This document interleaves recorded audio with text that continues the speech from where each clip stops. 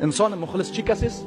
انسان مخلص کسی است که از سرزنش مردم نمیترسه و به دنبال توصیف مردم هم نیست. هیچ در مورد مردم فکر نمیکنه. فکرش در مورد است که الله چی گفته. ما شما مردم غالبا چی میگن؟ فلانی کار چی میگن؟ والا مردم تو میگن. علنی میگه مالی گپ در حد و اصلاح این صدماتی که به اخلاص ما وارد شده تنها در امور باطنی ما پات نمانده. و چی میگن؟ میگن والا مردم تو میگن. والا خلاص دیگه، یعنی تو بالفعل به خاطر مردم کار میکنی. اگر یک فریضه را انجام نمیده برش میگی چرا؟ به خاطر که مردم باز مرا ملامت میکنند. یعنی چی؟ یعنی که تو اگر انجام بدی به خاطر مردم انجام میدی، خودت چطور نداره میگه؟ یا یک کار نمیکنه چرا میکنی؟ خب باش که مردم تو بگن. خلاص دیگه تو رضایت الله رفت از پیش.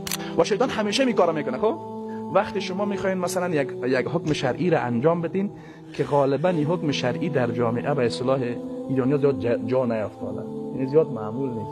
شیطان شما رو اتومات میتونه چی؟ مردم تو میگن، مردم تو میگن، تو میترسی. همین اول چی میکنی؟ ترک.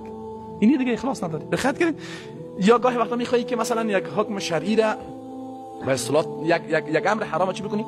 ترک بکنی. یک کاری که شریعت ممنوع که ترک بکنی. خب این را اگه ترک بکنه مردم تو میگن، خیشایت تو میگن، قومات تو میگن، دیوالات تو میگن، من نفهم قومات که زیاد داره. یعنی چی؟ یعنی این که تو در انجام این عملت اگر یک عمل هم انجام میدی منظورت برای سوادن مدح مردم است، به خاطر الله نیست. اگه ترکش میکنی منظور چیست؟ تلاش بر نجات از سرزنش مردم است که بازم این اخلاص نیست.